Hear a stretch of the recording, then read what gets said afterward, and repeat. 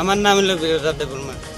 কি এটা কিভাবে ঘটনাটা করছে? এটা তারা মনে হয় উপরটনে কারেন্টের গাড়ি আসলো, এখানে কিছু ঘুরছিল, ঘুরিয়া পড়িয়া গেছে 3 দিন, আজকে লইয়া 3 দিন।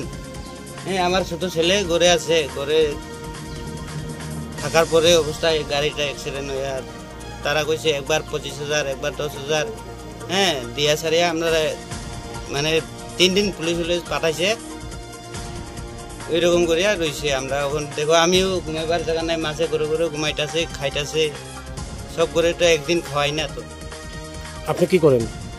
আমি ওই তো মজুরি, দিন মজুরি কাজ করি। ওই যে আর যখন ঘটনাটা ঘটে তখন ঘরের ভিতরে কে আসলো? আমার ছোট ছেলে আসলো ভিতরে, মোবাইল কিছু গান শুনিয়া ও ঘুমাই রয়েছে, এখন পড়িয়া মাটি টেলা ওলা ওই ছেলের বয়স কত? ছেলের বয়স হয়তো 16 বছর এরকম। তো এখন আপনারা কি চাইতেছেন?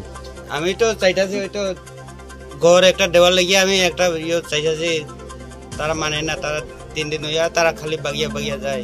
3 দিন হয়েছে তারা এখনো কোনো কথা কয় না? না, কোনো কথা কই না, আয়ে যায়। কালকেও পুলিশ পাঠাইছে, 2 গাড়ি পাঠাইছে, পাঠাইয়া পরে আমরা এরকম এরকম খালি গাড়ি তুলাও গাড়ি তুলা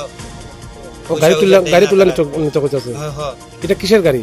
এটা কারেন্ট ডিপার্টমেন্টের গাড়ি এটা তো। আচ্ছা, ওই যখন ঘটনাটা ঘটে এটা কিবারে ঘটছে? এটা হইলো বুধবার 25 তারিখে পড়ছে। এটা 25 তারিখে পড়ার পরে ওই কয়টার সময় অনুমান ঘটনা হয়েছে? 2টা-2:30টার সময় পড়ছে, দুপুরবেলা। হ্যাঁ, দুপুরবেলা। তো আজকে প্রায় 3 দিন এখনো পর্যন্ত কেউ যোগাযোগ করছে না, খালি পুলিশের গাড়ি আয়া তারা খোঁজ করিয়া যায়। আর এখানে তো এটা বেসরকারি কোম্পানি, বিদ্যুৎ সরবরাহ করতে হবে, কোম্পানির তরফ থেকে কেউ আইসেনি? আইছিল আয়া, তারা খালি 3 দিন হয়েছে, তারা আয়া খালি বাগিয়া বাগিয়া যায়। তারা আমরা লোক বেশি মাঠে না, ফোন করে যায় গিয়া তারা।